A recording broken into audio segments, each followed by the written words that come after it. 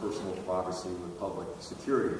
You've talked about what the states are doing in other areas of this country. Are, in fact, there groups saying this is too limited, that more people should have access, more real-time, there shouldn't be as many hoops to go through? Anybody making that argument? I haven't heard that argument. I mean, what I've seen as I've researched this in recent months is citizens groups saying, be careful with this. Most citizens, as I walk around the streets, and this has come up in Cincinnati, people talk about it all the time, most people say what I think, which is they can see why this could be useful in situations. I mean, whether it's what we saw with the Boston Marathon, whether it's an Alzheimer's patient who we can't identify. I mean, there are a lot of uses that make sense. And so I think most citizens I've talked to understand that and say what I say, which is we should have this, but they also say, but let's be real careful with the way we do it. We don't want tens of thousands of people to walk around the state with a smartphone grabbing photos of everybody to find out who they are. We don't want cameras at anti-government rallies taking photos so everyone who walks into that rally is identified by name. I mean, you want to have particular situations. And the scenario I described today allows any law enforcement officer in the state, if they have a photograph, if they have a picture, if they have a security camera of someone who's done something wrong or someone who needs to be identified quickly because there's an emergency, to make that request and get the result that they're looking for. But by setting it up that way, you basically maximize the effectiveness for law enforcement, but you get rid of all the risks to security, privacy that the current approach basically doesn't handle. So I think this is the right combination and puts us much more in line with states who have been much more careful and responsible. Yeah. Would your special unit be part of the AG's office, or how would that operate? My hope would be that it would be a combination of state and local. What I don't want is this to be yet another example where local law enforcement is looking at the state and saying, and they say this all the time right now, you guys try and do everything, you try and take over law enforcement. My hope is that we would have a system where you have a combination of people within the AG's office, but also working with local law enforcement, have a number of local law enforcement, perhaps spread out by region, who are also trained, who have access to it and can handle it from the local level. So it's a partnership between state and local.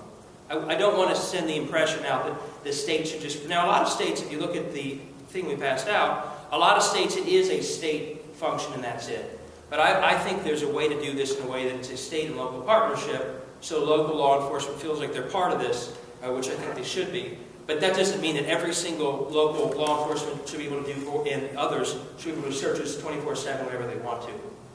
But I think it'd be a good partnership. Does that maybe raise the possibility that some people would be some law enforcement agents to be taken out of the field from investigating crimes and basically sitting there? Say it again. Take them out of the field?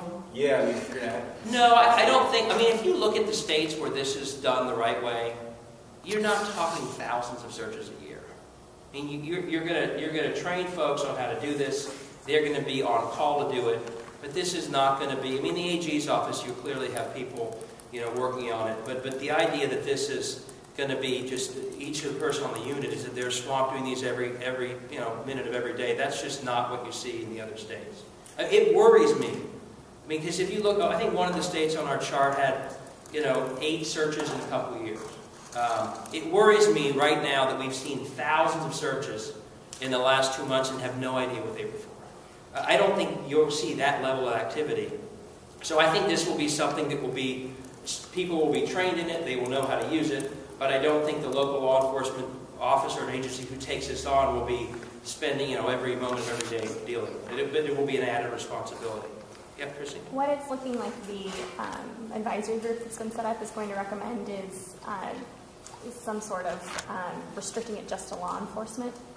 And they've said over and over again, we don't want to take this out of law enforcement. We don't want to take this out of law enforcement's hands. If this is going to be a tool that they need, we want to make sure that they can have it. So do you think that that's good enough? What's your... I think it's an improvement. I think I was as shocked as they were when we heard that, every court clerk in Ohio could run a search on folks.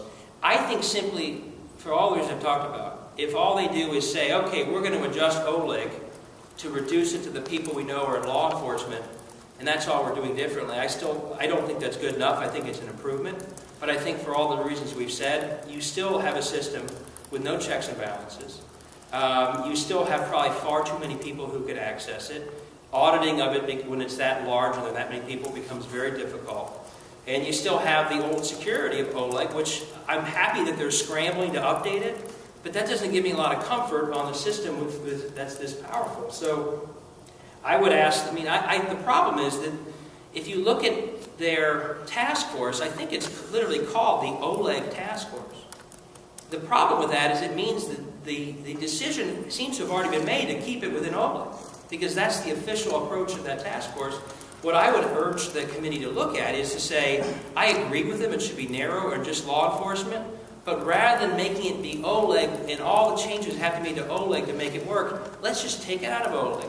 Have it as a standalone facial recognition system, which is actually, they had to literally spend tens of thousands of dollars to take facial recognition and put it onto OLEG. They spent money to make it less secure. I would actually remove it from OLEG and have it be accessible to law enforcement, just as they're saying, but have it be accessible to law enforcement as a standalone issue, and then have law enforcement from around the state be able to request of that unit searches when they're appropriate. So I will still make it for law enforcement, just in a much more secure way, much less access to the world. David, what access would